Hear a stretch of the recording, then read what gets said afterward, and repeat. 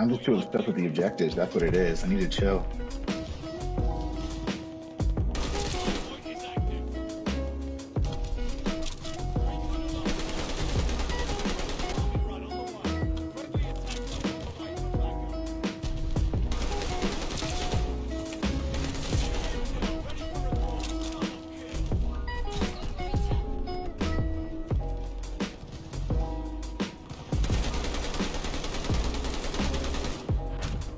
Let's go.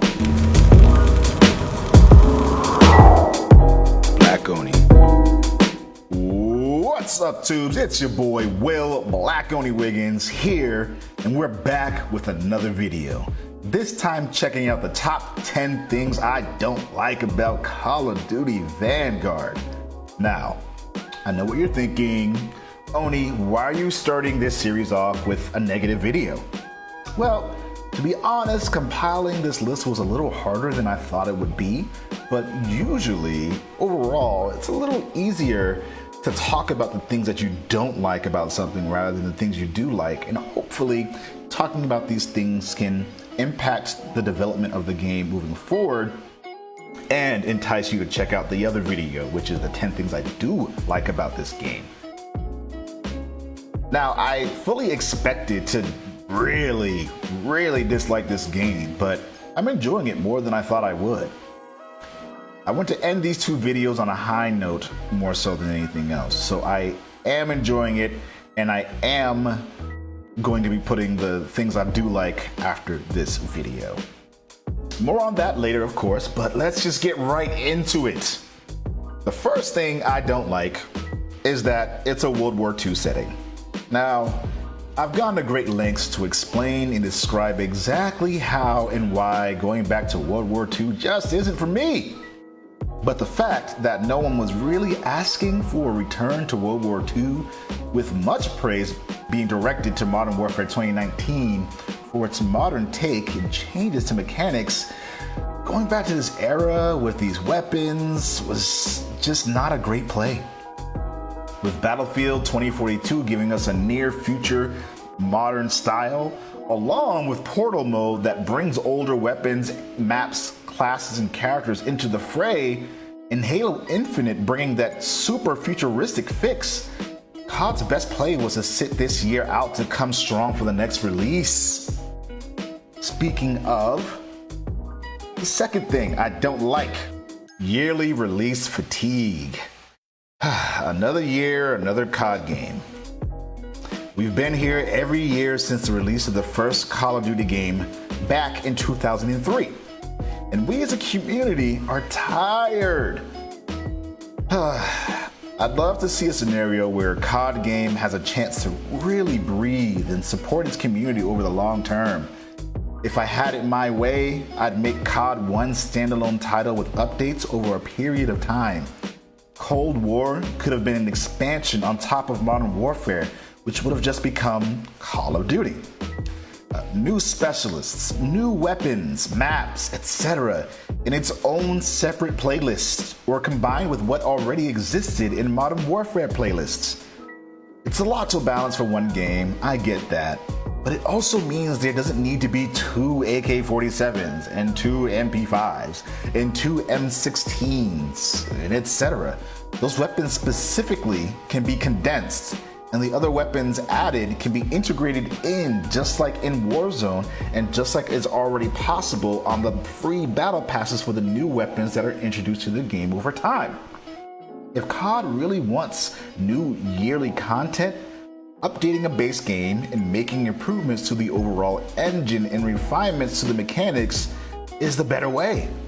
Look at games like Rainbow Six Siege.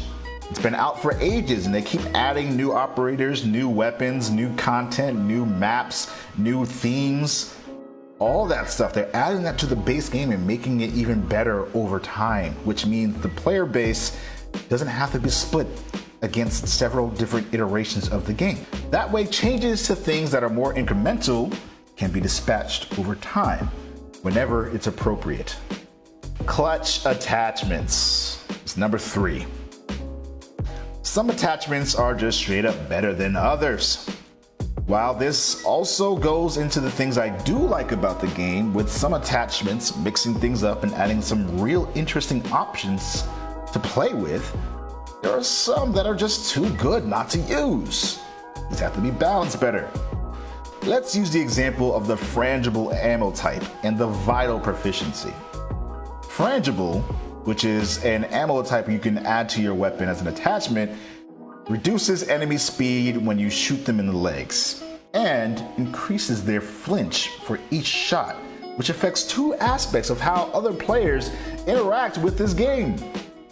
Slowing enemy movement for a game that so heavily relies on movement feels like overkill for a situation where the enemy player is already taking damage and a regular flinch. It's an overkill mechanic to a perk that doesn't need to be in the game. The same can be said about the weapon proficiency vital, which increases the area for critical hits. This pretty much acts as a stopping power perk, which for anyone who knows me, knows how much I despise that perk in COD. It pretty much means that anytime you aren't using it, you're at a massive disadvantage in any situation. Vital increases the headshot multiplier area to upper chest in addition to the head, which means it becomes far easier to delete your opponents.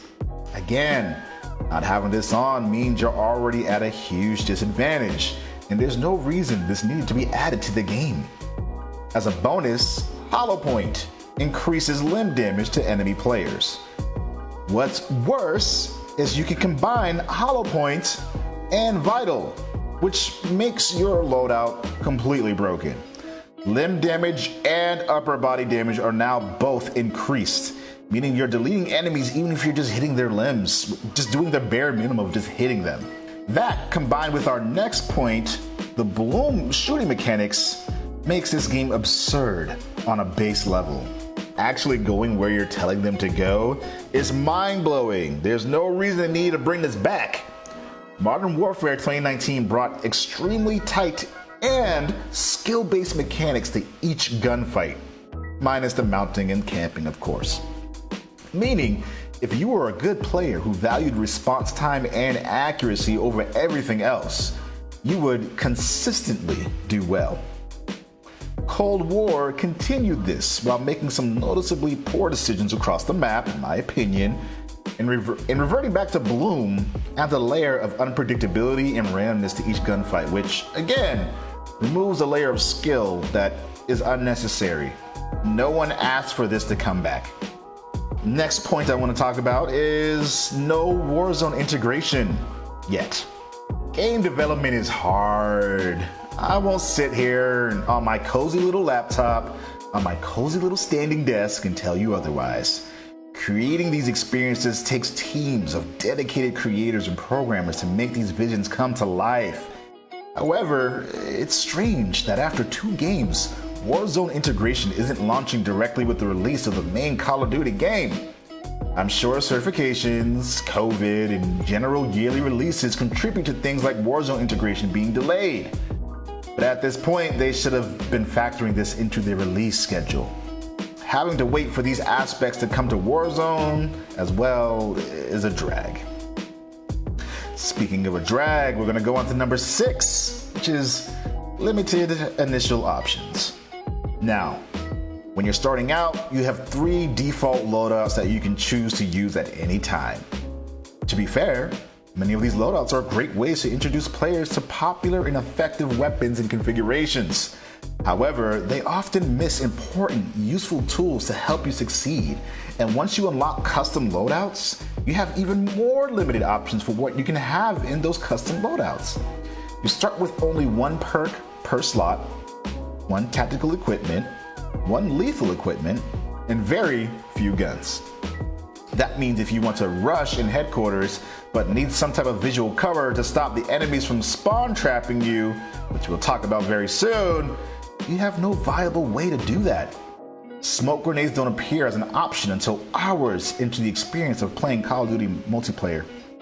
This puts anyone jumping in later at a huge disadvantage. Speaking of huge disadvantage, number 7 is the busted ass spawns. Okay, this one goes without saying. Another yearly release, another broken spawn logic.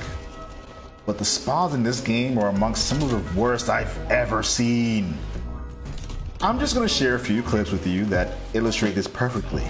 But there are times you literally can't play the game because you're spawning directly in the line of fire of enemies right beside you. I can't imagine that setting up a spawn logic that reads, quote, "If enemy player is here or looking here, do not spawn here." But instead, near a teammate or any other random location on the map. It's hard to imagine that being so difficult. Again, I'm not a game developer, so I don't know how difficult it is to program that.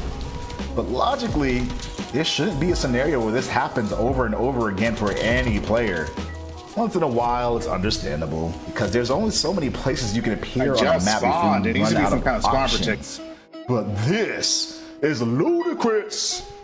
The number 8 thing is something that I have had hard feelings about ever since Fortnite introduced their Battle Pass system, which, again, to Fortnite's credit, they kind of revolutionized the way we look at games as a service over a long period of time. Speaking of revolutionary as well, Halo Infinite just launched its quote-unquote beta phase before release. And although its Battle Pass is grindy AF, it's a Battle Pass that you own forever with content that you want to unlock.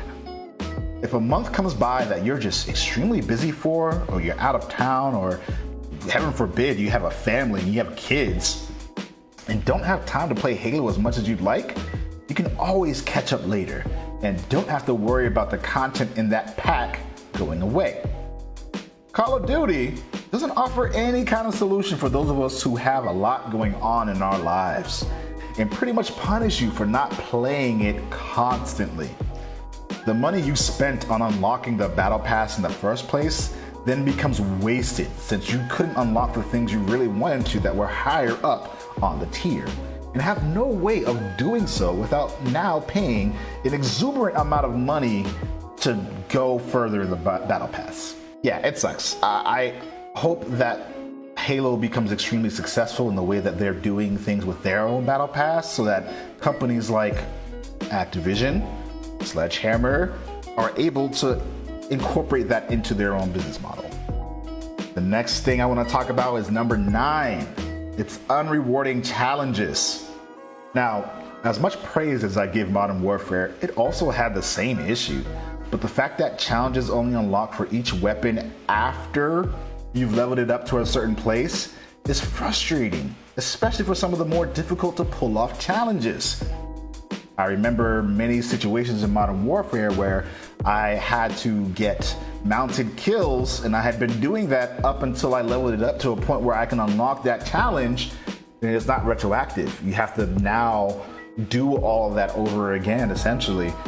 It really is frustrating and puts a damper on your overall experience of playing the game, of just like this holistic playing and utilizing different strategies whenever they're appropriate, rather than now I have to do it to unlock this thing.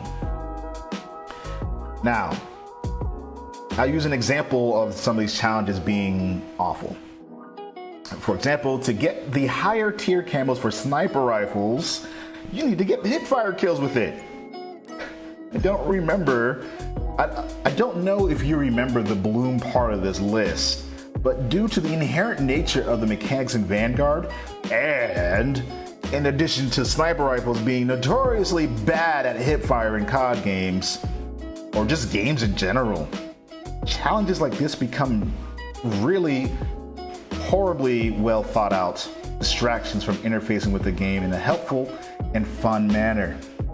Challenges should push players to do things that they may not normally have done that actually increases their fun, rewards them for playing differently, and contributes to the team for objectives. Running around trying to hipfire enemies with a sniper rifle in domination is neither fun, nor engaging, nor helpful, nor interesting, and nor rewarding. It is everything terrible about trivial challenges that take a check mark rather than being an interesting experience. Do better, Sledgehammer and Activision. Speaking of doing better, Activision. The number 10 thing I don't like about Vanguard is that Activision is Activision. Aside from some of their general greedy practices, they've gotten a little bit better about this in recent years. But Activision Blizzard is taking steps to make its company a better place to create and work. Allegedly. But a huge issue has been brought to our attention about the workplace culture and experience, specifically for women. For anyone who didn't know, for any number of reasons, Activision Blizzard is being sued by the state of California for their horrible treatment of women over the course of several years. Things like abuse of power and unfair working conditions, to imbalance and severe double standards, inequality in payment for better work from their female counterparts, sexual harassment, punishment for speaking up, and even a unionizing suppression. Now, and begrudgingly at this point because of something else that happened later, I've been covering COD because many of these things have finally been addressed and are continuing to be addressed. Firms dedicated to improving working conditions for people are being included in ongoing investigations at the company. Many people involved in these incidents are fired or are in the process of being fired. Rules designed to suppress and punish those who choose to speak up about these injustices are being reversed. Resources are being allocated to providing better employee training and more. The full list is in a post that Activision posted, which can be found below the video, but all in all, I, like many creators, weren't willing to touch anything Activision touched until they took reasonable measures and steps to make their conditions more viable, ethical, and overall better. These issues should never have been a problem to begin with, and I respect anyone who continues to boycott their games for this reason. But most than anything, I wanted Activision to be held accountable and to do better. Early reports suggest that this is exactly what's happening, and I'm incredibly thankful to everyone who spoke up and out about the horrors of working for this company. The only way we ever see change, especially in an industry that is dominated and controlled by older white men, is if people at large take action to call out inappropriate and improper behavior, and especially vote with their wallets. The only language some of these people understand is the language of currency. I do my part in telling people about these things and suggesting that they not support games and companies that act in this way. And so I stopped all of my coverage. I started it again, but as I was writing a script for this video, now I'm thankful that I started with the top 10 things I don't like. News just broke out that Bobby Kotick, the CEO of Activision Blizzard, knew about the sexual misconduct and harassment. Bobby Kotick, the CEO of Activision Blizzard, knew about sexual misconduct and harassment at the company and made a conscious decision not to do anything about it until us at large and the media at large condemned the actions and the company. His quote-unquote kind gesture of quote-unquote trying to fix this and reducing his incoming to reallocate resources is, as many suggested and suspected, a marketing ploy to convince the public that everything is good, no problems here, we're doing better now, look at all the good that we're doing. Trash human being, trash situation, trash cover-up. I don't wish ill on people, but I do hope he gets fired before he has a chance to step down. Anytime there's a step forward, there's all these steps back. The fact that he knew about everything that was going on here and chose not to take any action as things continue to get worse is inexcusable. There's no excuse for it. I'm tempted to not even make my video about the 10 things I like about it. I'm almost at that point where I don't want you all to play any more Activision games for even longer. Don't support their games, don't support their economy. And it sucks because there are people who are working at Activision or Sledgehammer or Raven or Treyarch or whatever have you, who may not have anything to do with these terrible things that have been going on at the company, and especially this news about the CEO knowing about it and people knowing about it.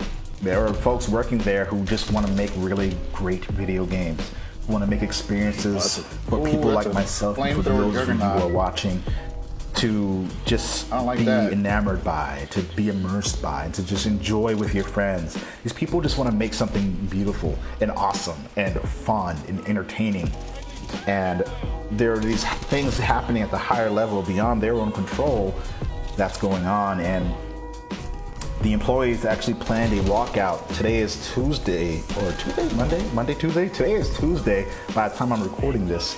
And they are planning their walkout in protest for what's been happening. I genuinely hope that Bobby Kotick no longer will be the CEO of Activision or have any involvement in Activision, because as many of you all know, I really enjoy Call of Duty games. Some guy laying on the ground. I want to go back to being able to play them, but I also don't want to support a company that knowingly let something like this happen. So I'm at an impasse now. Thankfully, there are other games that we can play instead. So anyway, thank you so much for watching this video, and I hope you enjoyed it. If you did, remember to press the like button and subscribe. Stay tuned to everything else going on the channel, including, potentially, we'll see, the top 10 things I do like about Call of Duty Vanguard. I don't know if that video will ever come out, but if it does, you'll be the first to know. No. Game on. And Black Onia.